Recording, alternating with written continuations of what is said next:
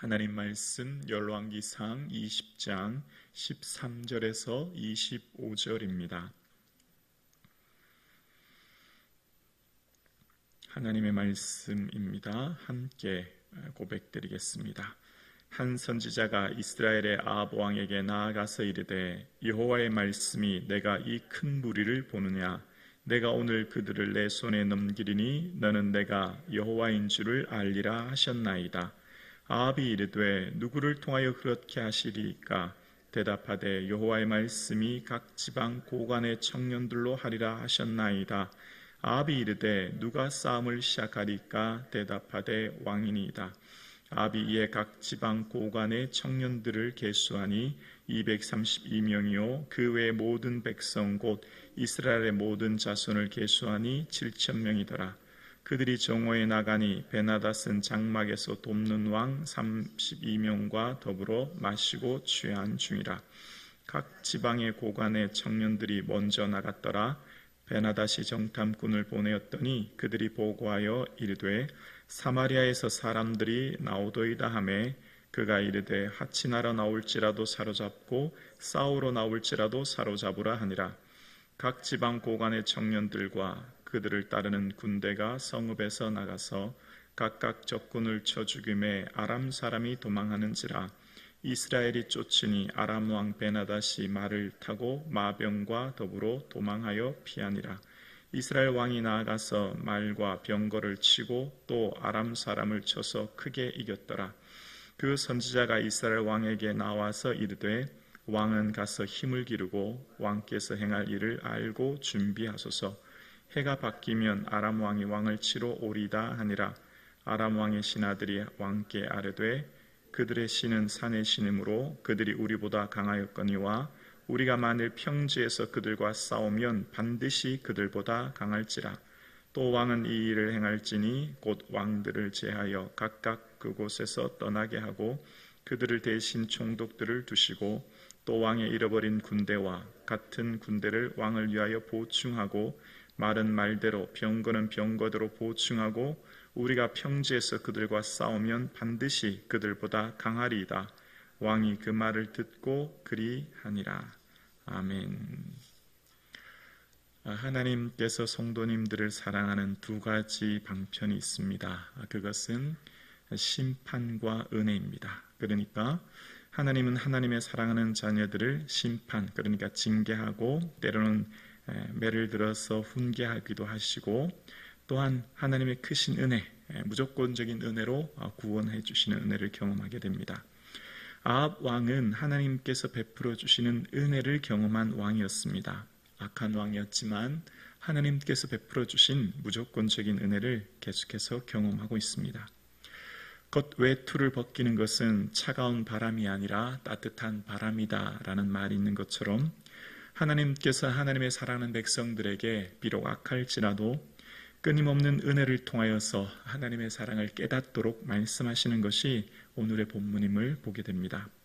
하나님께서는 한 선지자를 보내십니다. 선지자를 보냈다라고 하는 것은 하나님께서 사랑하신다고 하는 징표였고요. 또한 악한 왕들이 돌아오게끔 회개하라고 하는 징표가 선지자입니다. 그렇게 선지자를 보내셔서 하나님께서 말씀하시기를 이 큰 무리를 보느냐 내가 오늘 그들을 내 손에 넘기리니 너가 내가 여호와인 줄 알리라 라고 말씀하신 겁니다. 이 큰 무리라고 하는 원어는 하몬인데요.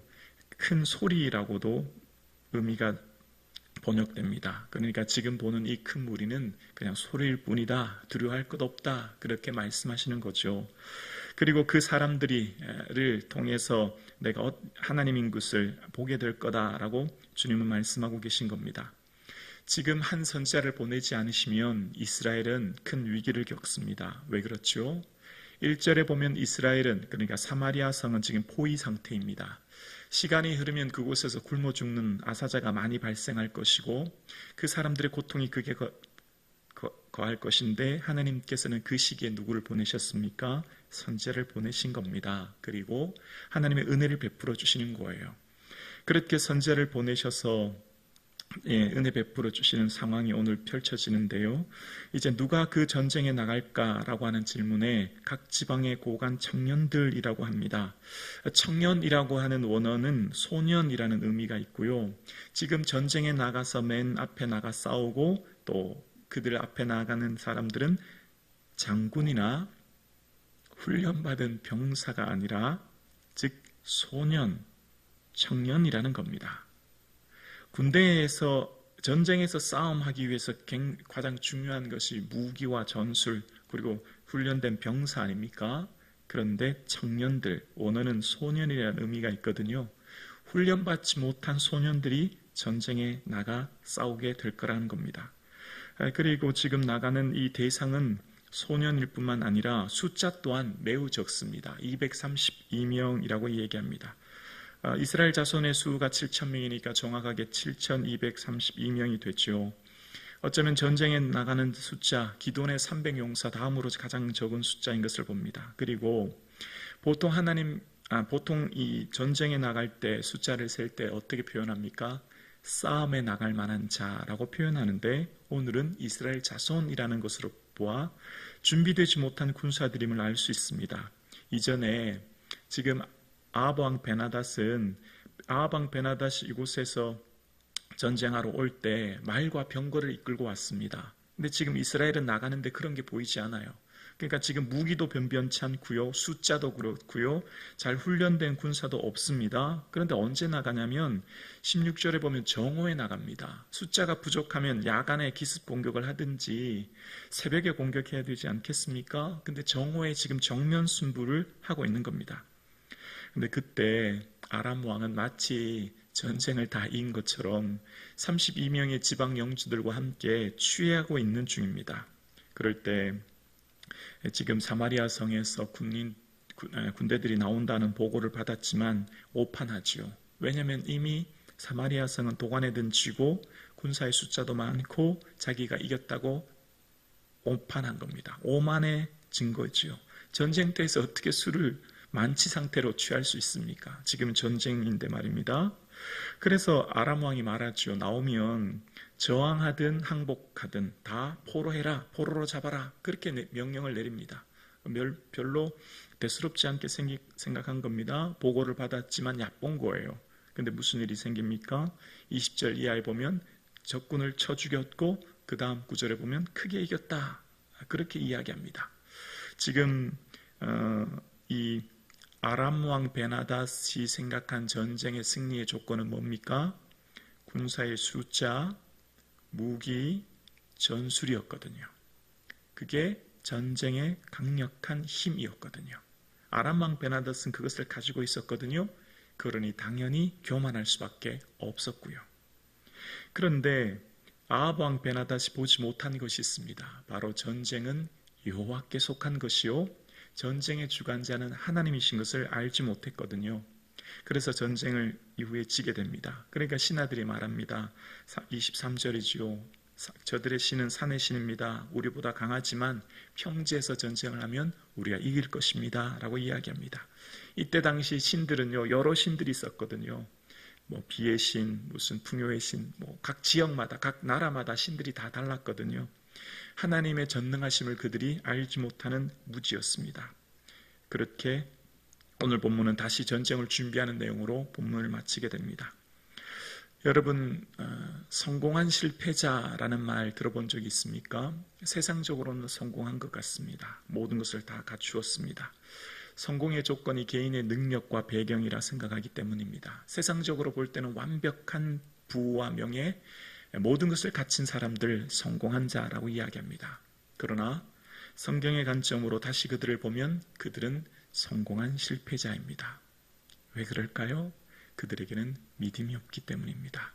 온 천하를 얻고도 자기 생명을 잃으면 무엇이 유익하겠느냐 말씀하신 것처럼 이 세상의 모든 것을 자기 힘과 능력으로 할 수 있다, 내가 이만큼 오르게 되었다라고 말하지만, 성공했다고 말하지만 믿음 없이는 그것이 아무런 의미가 없는 걸 우리는 오늘 본문을 통해 깨닫게 됩니다.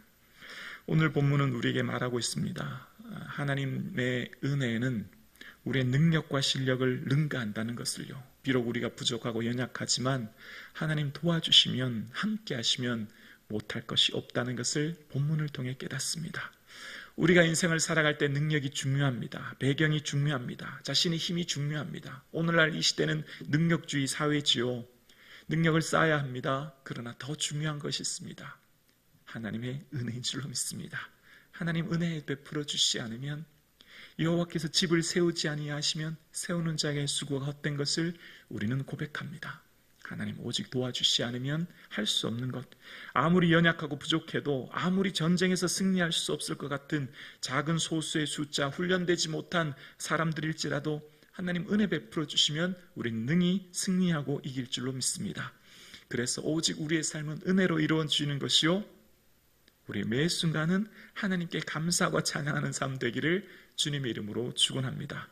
선한 왕, 악한 왕을 나눌 때 이렇게 기준이 있어요. 여러분 이제 계속 왕들을 살펴보실 텐데요. 왕들의 모습을 보면 참 신기합니다. 분명 이 전쟁은 내 힘으로 이길 수 없는 전쟁입니다. 도저히 불가능한 전쟁이에요. 근데 승리합니다. 승리하면 누굴 제일 먼저 생각해야 됩니까? 하나님을 생각하고, 하나님 감사합니다, 하나님께 영광 돌립니다, 이렇게 해야 되지 않습니까? 왜냐하면 지금 이 아합 왕도 상황도 그래요. 소수의 사람들로 나가서 전쟁에서 승리하면 제일 먼저 뭐 해야 되죠? 하나님 감사합니다, 모든 것이 하나님의 은혜였습니다, 하나님께 영광 돌려야 됩니다, 이렇게 해야 되지 않습니까? 악한 왕의 특징이 있어요. 하나님을 생각하지도 감사하지도 영광 돌리지도 않습니다. 오늘날 살아가는 저와 여러분, 우리의 삶의 작은 일에도 감사할 수 있는 은혜가 있기를 주의 이름으로 축원합니다.